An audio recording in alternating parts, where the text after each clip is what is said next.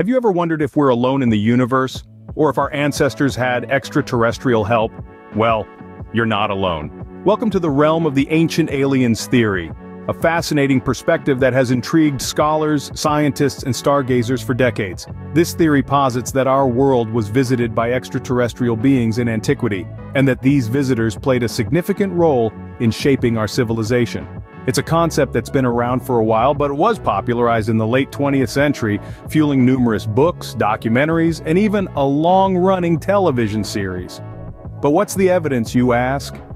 Well, proponents of the theory point to a wide array of artifacts, structures, and texts that they believe suggest a connection between our ancestors and beings from other worlds. For instance, let's consider the pyramids of Egypt. These colossal structures, built over 4,000 years ago, have long been a source of wonder. Ancient aliens theorists argue that the precision and complexity of these pyramids would have been impossible to achieve without advanced knowledge or technology, potentially provided by extraterrestrial visitors. Then there's the Nazca lines in Peru, vast geoglyphs etched into the earth, visible only from the sky. These mysterious designs, some argue, could have been created as signs or messages to beings in the sky, further suggesting a link to extraterrestrial life.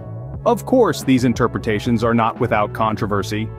Many scientists and historians argue that these achievements are the result of human ingenuity and skill alone. But for those who subscribe to the ancient aliens theory, the idea of extraterrestrial influence is a compelling explanation for these ancient mysteries. If aliens did visit us in the past, what does that mean for us today? Well, that's a question that continues to captivate us, stirring our curiosity and sparking endless debates. And as we continue to explore the universe around us, who knows what we might discover next? Imagine a place where ships and planes vanish without a trace. Welcome to the Bermuda Triangle. A geographic area, loosely defined as a triangle with its points touching Miami, Bermuda, and Puerto Rico, this region has been the backdrop of countless tales of vanishing vessels and disappearing aircraft. This mystery has captured the imagination of millions worldwide and spawned a myriad of theories that attempt to explain these strange occurrences. Some believe that extraterrestrial activity is to blame. The theory suggests that the Bermuda Triangle is a hotspot for UFOs, with aliens abducting ships and planes to study human technology, or perhaps to take a few unlucky humans for a cosmic joyride. Others have pointed to the myth of the lost city of Atlantis. According to this theory, the fabled city lies beneath the depths of the triangle, its advanced Atlantean technologies interfering with modern navigation systems and leading to these disappearances. But let's not forget about the more scientifically grounded theories. Compass variations, violent weather, methane gas hydrates, and the Gulf Stream have all been cited as possible explanations. Compass variations could cause navigational confusion, while the volatile weather and strong Gulf Stream currents could easily overpower vessels and aircraft. Methane gas hydrates, on the other hand, could theoretically cause water density to decrease, sinking ships almost instantaneously and creating atmospheric disturbances that could bring down planes. Despite the numerous theories, the US government claims the Bermuda Triangle isn't any more dangerous than other parts of the ocean, attributing the disappearances to human error, bad weather, or equipment failure. Yet, the allure of the unknown keeps the Bermuda Triangle firmly in the realm of the mysterious. So, is the Bermuda Triangle just a deadly patch of ocean, or is there something more sinister at play? One small step for man, one giant leap for mankind, or was it? Let's delve into one of the most debated conspiracy theories in history, the moon landing of 1969. The theory suggests that the United States, in a bid to emerge victorious in the space race against the Soviet Union, faked the moon landing. Now, why would anyone believe such a thing? Well, the theorists do bring up some intriguing points. For starters, there's the flag. Yes, the American flag that astronauts Neil Armstrong and Buzz Aldrin planted on the lunar surface. In the footage, it appears to wave, flutter, if you will. But hold on a minute. Isn't the moon supposed to be an airless environment? How could a flag flutter without air? A conundrum indeed. And then there's the absence of stars in the photos. You'd think that in the vast expanse of space, with no city lights or atmosphere to obscure the view, stars would be quite a sight, but in the photos taken by the astronauts, the sky is pitch black, not a single star in sight. The theorists also point out the multiple light sources that seem to be present in the shadows cast by the astronauts in the lunar module, suggesting artificial lighting, but on the moon, the only light source should be the sun. And of course, there's the infamous C rock. A rock that, in one of the photos, appears to have the letter C on it. Theorists argue this could be a prop marker indicating the object is a prop, not a real moon rock. It's all compelling, but is it enough to debunk one of humanity's greatest achievements? Or are these just coincidences, misinterpretations, and misunderstandings of how things work in a lunar environment? Did we really land on the moon, or is it all just a grand deception? Perhaps the truth is out there, somewhere between the Earth and that distant, glowing sphere in the night sky. A day that shook the world, but was it all as it seemed? Let's dive into one of the most controversial and widely discussed conspiracy theories of the 21st century. The truth behind the events of September 11, 2001. A day that remains etched in our collective memory, a day of profound loss and grief. But was it all as it seemed? Conspiracy theorists argue that the US government had a hand in the tragic events that unfolded that day. They point to several pieces of evidence that raise eyebrows and ignite discussions.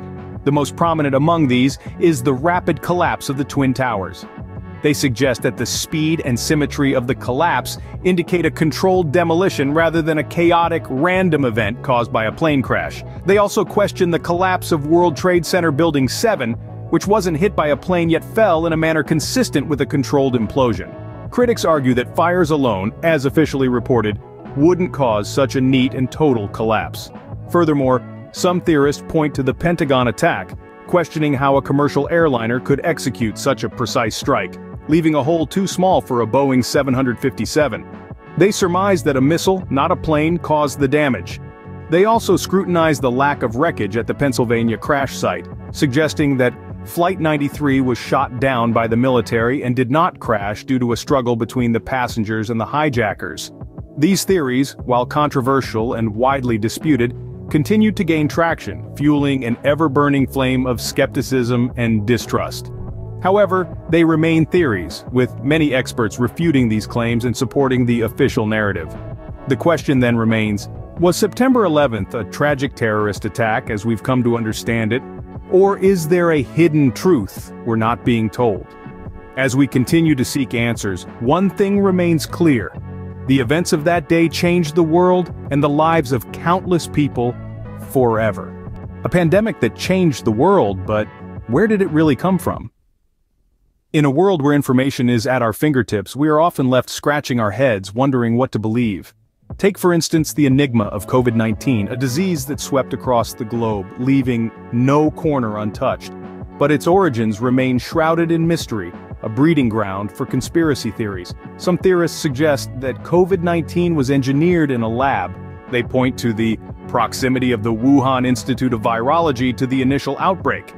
This state-of-the-art lab, which houses one of the world's most comprehensive virus databases, is just a stone's throw away from the seafood market where the first cases were reported. Is this merely a coincidence, or is there more than what meets the eye? These theorists argue that the virus bears similarities to other diseases studied within this very lab. They say that it's too complex, too perfect, to be a product of natural evolution. Was COVID-19 a result of a scientific experiment gone wrong?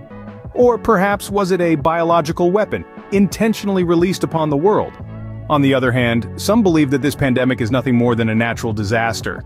They argue that viruses have been jumping from animals to humans for centuries. From the Black Death in the 14th century to the Spanish flu in the early 20th century, history is replete with examples. So why should COVID-19 be any different? The truth, as it often is, may lie somewhere in between. Perhaps COVID-19 is neither entirely man-made nor purely natural. It could be a combination of both. A deadly concoction brewed in the crucible of our increasingly interconnected world. So, we're left with the question, is COVID-19 a natural disaster or a man-made catastrophe? Perhaps the answer isn't as clear-cut as we'd like. But one thing's for sure, the enigma of COVID-19 continues to baffle us, reminding us that sometimes the truth is stranger than fiction.